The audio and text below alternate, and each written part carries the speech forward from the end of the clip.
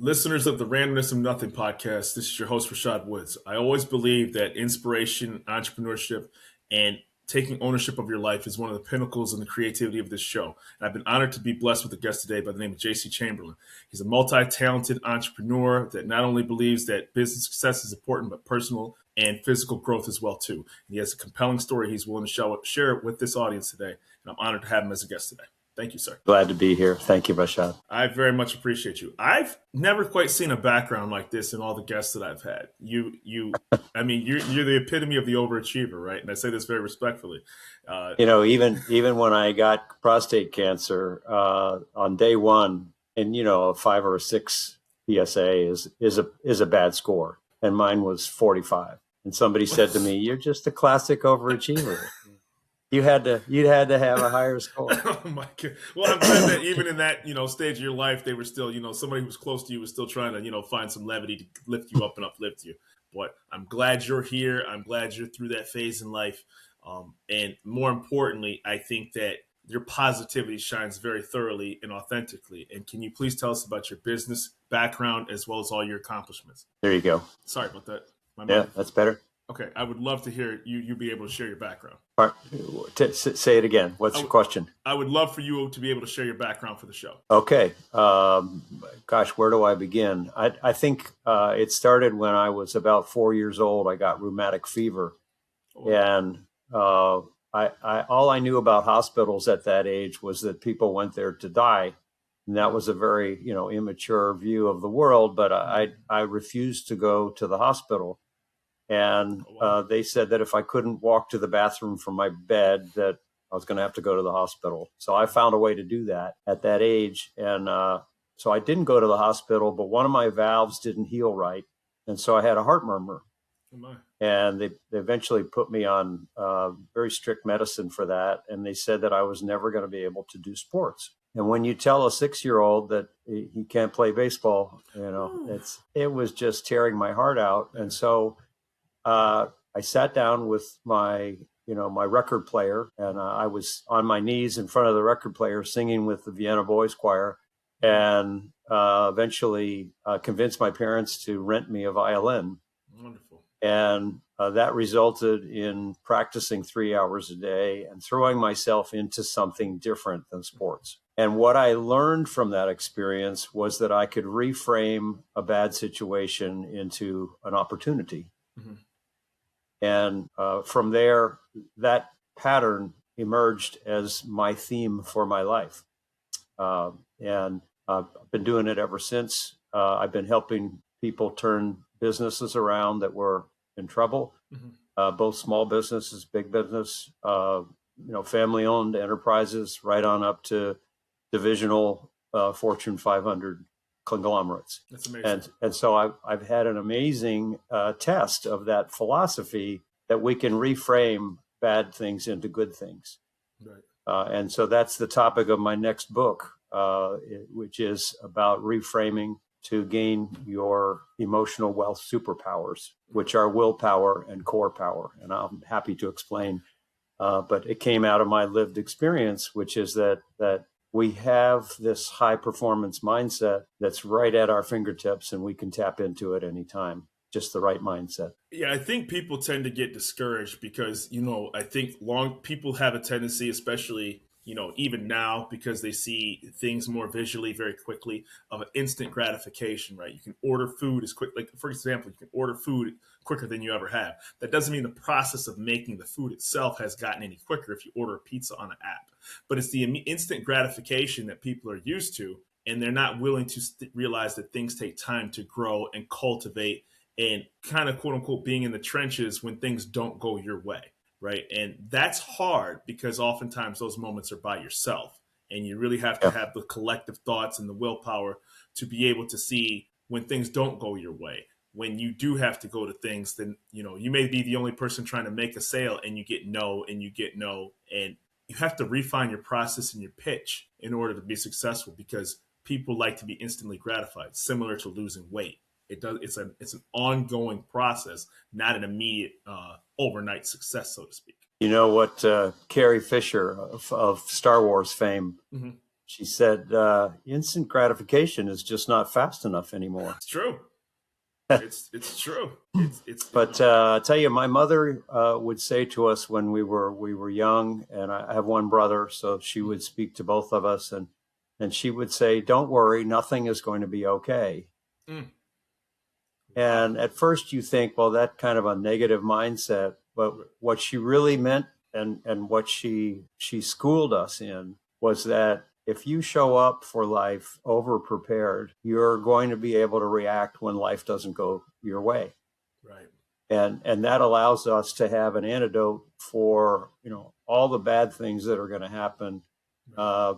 We learned that we could invest in our own, what I call emotional bank accounts. Yes. And that gives us a resource when things turn south. And they will. And they inevitably will, right? It's not a question of, quarterly earnings come out with companies, stalwarts that you thought would be, part of the American landscape forever in business, suddenly find themselves, struggling overnight because of changing consumer trends, because of bad purchases.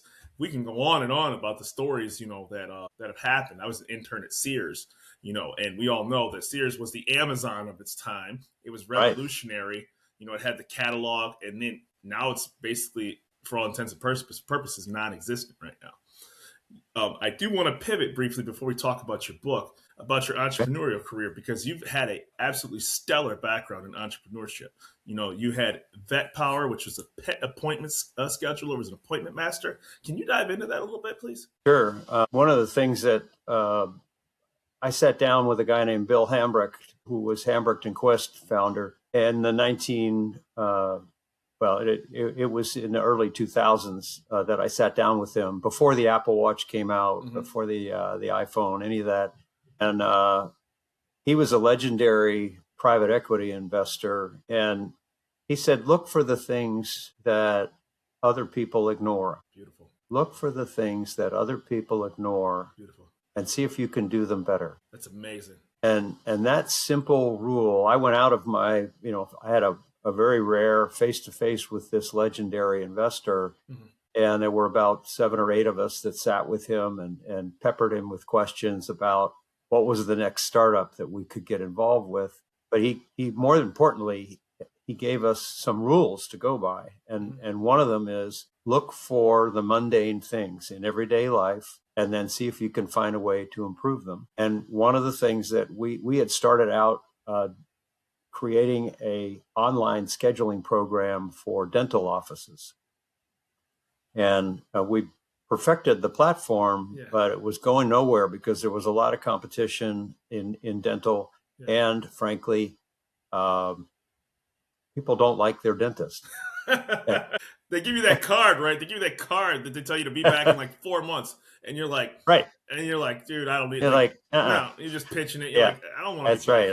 I would like to wait longer. Yeah, absolutely. So we looked for something that had, in order to increase our volume of business, we looked for a market where there were a lot higher volume of appointments and people were in love with the practitioners. And that turned out to be veterinary science. Unbelievable. And we built an online scheduling platform so that people could schedule their pet appointments online by on their phone. And that basically we became the communications platform for the veterinary hospital. That's amazing. And that enabled us to scale. We got into a contract with the number one vendor of distribution software in that market. And it allowed us to scale up to 3,000 hospitals on 3 continents, all English speaking. But what we did was we proved the model, and that allowed us to ultimately, move into scheduling appointments using an automated virtual attendant. So there's things that have grown out of that now with the advent of machine learning and supplemental intelligence, artificial intelligence. We now have the ability to know who's calling, what the names of their pets are, and interact with them and give them an option. Frankly, if you want to speak to the front desk, press 1. If you'd like to continue with the automated attendant, press 2. And it's amazing how many people press 2 because they don't want to deal with the bottleneck at the front desk. So a mundane thing, scheduling a pet appointment, but it turned out that. But you're doing that Sorry, go ahead. before this became normal, right? I said you're doing this before this became like part of the norm of everyday life. So you found this out. Now it's nothing to have all these online appointments for people. This is the standard that people are having. But to do something like that, 20 years ago was unheard of, right? People weren't thinking. Yeah, it was almost 20 years ago that we started it. Yeah. That's amazing. And so, I read about that. You had, you had this appointment scheduler, which is very successful, and you scaled it. And what made it so fascinating was, I had pets. I don't have pets now, but people love their pets. So they're enjoying getting, they want to make sure it's an extension of their family, and so they're going to take a priority. They'll take days off of work for their pets. They want to make sure that they're in the best condition possible. To your point, it's an enjoyable call. A dentist, you can kind of punt because you're like, that's not something that's on my, on my bucket list of any time this year. You kind of get that phone call and you just roll your eyes like, really, the state totally came up and blindsided me now. Now I got to skip work to take a half day to go to the dentist. And you're like, oh, I'll push it off again. So that's incredible. Yeah, actually, project we're working on now is completely different from that one. It's an avatar that is able to befriend a pregnant mom. Oh, wow. Beginning after conception, when mom knows she's pregnant, until the day until the baby is age 2. So it's the first 1,000 days of life. That's and beautiful. Investing in children during this time frame has been proven by the behavioral economists to have an extraordinary return on investment. And one of the most important parts that they've discovered is that the follow-on teenage years and into their early adult life, they don't have the diseases that are prevalent today in terms of diabetes, obesity, heart disease. A number of things can be prevented by simply investing in the child, beginning soon after conception until age 2 or 3 of the child. And so we're building a software to do that so that it scales to a mass market and can be delivered to the communities that need it most at a very economical price. That's very beautiful. I'm really eager to see. Again, most of the world is not paying attention to this time of life. We spend most of our money on postgraduate education, college, and on to graduate degrees. There's an extraordinary amount of money that's spent on humans at a time when their brains are already fully formed and their life script is already written into their expression of their DNA. And so if we can get to those babies early, we can literally change the course of a lifetime. That is absolutely beautiful. And I think that app is going to be very, it's funny because when something like that comes out, even if, you don't realize the need of something until it actually hits the market. And then people just gravitate towards it because they're like, thank God somebody finally invented this, because it's almost like, when they start investing more in like mental health services, you didn't realize the backlog of how much people really truly needed it until you kept seeing, people from all walks of life, all economic backgrounds that were like, yeah, I struggle with this. And then you just saw all of a sudden this massive need of these services, which have long been neglected because everybody thought it's better to get medication or feel the physical when people really need mental health services. So that is an absolutely stellar app that I'm really looking forward to seeing come to market, especially even for dads, for upcoming dads. I know it could help the pregnant woman, but it could lead to bonding time with the pregnant wife, or girlfriend, spouse, to be able to sit back and say, I didn't know you really needed this emotional level of support during this trying time. Well, and it addresses nutrition and lowering of stress. Mm-hmm. It addresses the opportunities for building happiness into the expression of DNA through exercise and lowered stress and better nutrition, better access to services. Mm-hmm.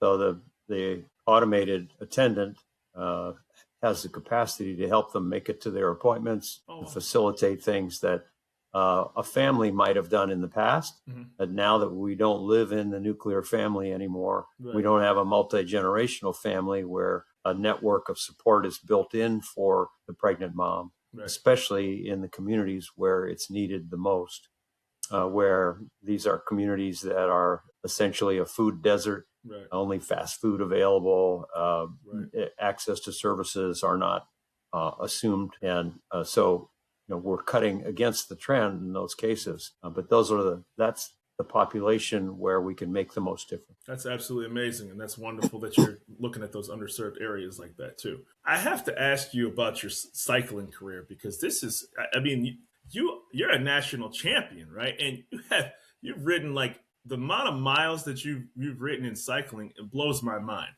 right? Because I mean, I don't think people realize how hard it is to ride a bicycle. We all learn it as a kid, right? But to stick with it the way that you have and have the accomplishments that you've had in cycling. Can you talk about your background in that? Well, I was very fortunate in finding something that I love to do. I was a sickly kid who wasn't going to be able to do sports, as you know. Mm-hmm. And one thing happened when I was about 10 years old. My grandmother, who was a little bit of a revolutionary herself, she sent me a $20 bill. And back then, $20 was a lot of money. I was able to buy a baseball mitt, a catcher's mitt, and 3 baseballs. And I paced off the distance to second base from my front porch, which was concrete steps, and I had a wooden door, so I wasn't breaking any windows. And I drew a square of about 10 inches square on the bottom step, on the face of the bottom step. And I considered that to be second base. And so I just had those 3 baseballs, but I threw the skin off 3 of them in the process of getting very good at throwing someone out at second base from home plate. Yeah. And eventually I got the opportunity to try out for my local Little League team. Mm-hmm. And I eventually made the traveling team. And in order to get to the baseball practice, my mother bought me a 1-speed bicycle. And she figured that was something that was not too heavy, athletic. Right. I could be the catcher on the baseball team. I could ride my bicycle to the baseball diamond. Those were things that weren't heavy duty sports. Right. And so quietly, I got into cycling. Yeah.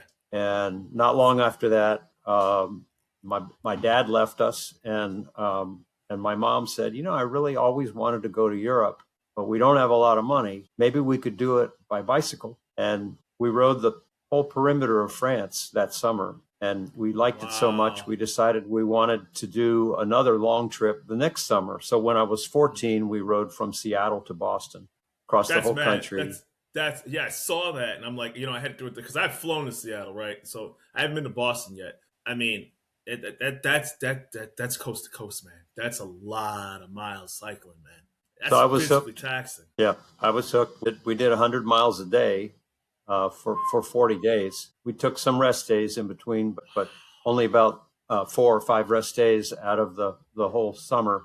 So 4,000 miles in a summer, that turned out to be really something. And of course, we had to train for it. We kept riding after it. Yeah. And so I've been riding 10,000 miles or more every year since I was a teenager. That adds crazy. up. That's so. What exactly do you do to train your body to prepare for cycling? Right? Is it swimming? Is it obviously calisthenics? Like what encompasses that? Because I do martial arts, but I can't. I mean, you ride a bike, man. Like it is, it's exhausting. I mean, it's really, really tough. There's I used to say to my Boy Scouts when they would say, "What can I do to train for hiking?" Because they wanted to play lacrosse or do football or something else.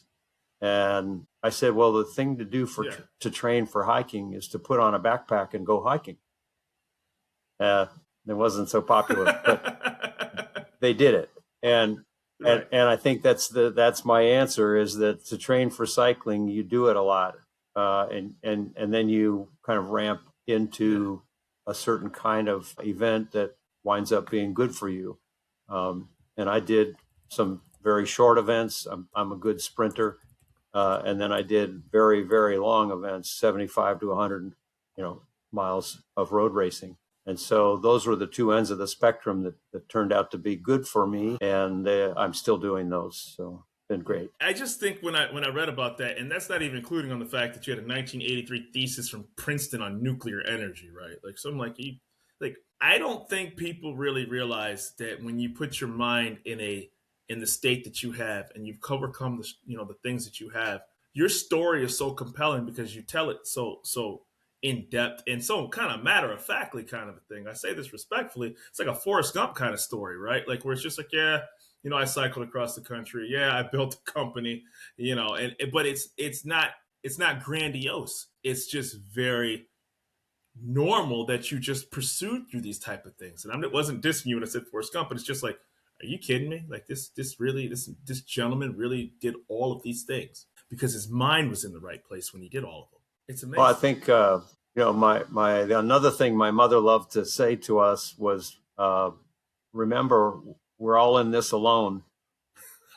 And you think, wow, you had a pretty negative upbringing, but the reality is that you and you alone are responsible for your little edge of the universe. Right. Yes. But we are all connected. And so everything that you do has an impact on something or someone else.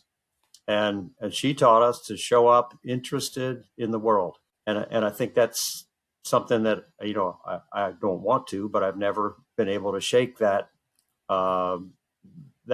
sense of waking up every day and being fascinated by what's going on around me and wanting to understand it. And I think one of the reasons that I created this show was because I had an itch that needed to scratch, right? So it's like, if you're sitting there watching, I mean, I've said this with other guests before. I said, I'm the guy that they always told to shut up, right? Like, teachers always told me to shut up. My friends, we're playing basketball or doing sports, and I'm, talking about, the Colossus of Rhodes or something like that. And they're like, dude, what are you? That doesn't work really well in that circle, right? Like, you gotta, being a nerd now is like the greatest thing on earth, right? Because you got podcasts, you got the internet, you got all these different things in front of you to be a geek, and everybody kind of who was thinking about being fascinated but was scared, kind of got dragged along, but now it's just okay because it's so normal. So it's like, I had an encyclopedia set in my room as a kid. I read it all the time. We had a computer, when it wasn't necessarily at the forefront of having a computer in every single household. So in a way, we're very similar, where I just like to know, I'll see like a glass bottle. I'll be like, how was that made? Like, how was it? Like, how did they think? Who thought of making glass from sand? Like seriously, like these people who had nothing but their mind to create the environment around them was like, this process is going to create glass. How did you know to do that? Yeah. And it's eternal. And the beauty about it is you can always find yourself in that mode because there's nothing stopping you. And especially in this era, because information is so readily available to people. Right. Yeah. That's fascinating. Yeah. Congratulations on that. Yeah. Well, hey, listen, I haven't built a multi-billion-dollar business, but I'm able to talk to people that have. So I did something, kind of that I can hang my head on a little bit. And you also had real estate as well, too. Yep. It was one of my first jobs after I had a startup that I started while I was in college and created a bicycle travel bag that's still out there in the marketplace today. Wow. We had the business for 5 years and we made 4,000 bicycle travel bags. And then I thought, well, I really would like to get back to what I studied in college. And so I got a job in real estate. I had been interested and written about urban policy while I was in college. And I went to work in a real estate company, a big real estate company out of Chicago. And each one of us had responsibility for about 500,000 square feet to manage. Oh, wow. And that was a great experience for me. And I kind of stumbled up into bigger and bigger properties. And the valuations on those kinds of properties today are extraordinary. But that was really a fantastic career for me at the very beginning of my corporate life. I've always been very grateful of people who have reached, these heights of success that are willing to share their stories, their background, and the ability to be so open with their stories because everybody has 24 hours in a day, right? So, and to your point, success is ultimately the 6 inches between your ears can take you places if you're willing to actually put the necessary work into it. Obviously, you don't need me to know where you are coming, to locate you. But for the purpose of the show, where can people find JC Chamberlain? The best place is my website for the first book, which is antidotethebook.com, antidotethebook.com. Mm-hmm. And if you click on contact me and send me a message there, I'll send you a link to a life satisfaction survey that I've just launched there, which is built on the 7 pillars of the emotional wealth bank accounts, the seven pillars of emotional wealth. So that would be the best way to find me. And that's where we will publish the next book called Reframe to Gain Your Superpowers. And that'll be out on May 15th of this year. I can't wait to be able to read that book. And I'm glad you are able to take your time out on this show. I really am honored that you took time out of your very busy schedule to share your success. And for people who are wondering where to find inspiration from, I would challenge them to look inside, persevere, and listen to a little bit of JC Chamberlain to get that fire lit under you. And maybe by listening to this episode, you'll find that part of you that stays curious. So I want to thank you for your time. I'm very honored that you shared your story with me and my audience. Thank you. I'm honored as well, Rashad. Thank you. JC Chamberlain, it's an honor to be on the Randomness of Nothing podcast. Thank you, sir.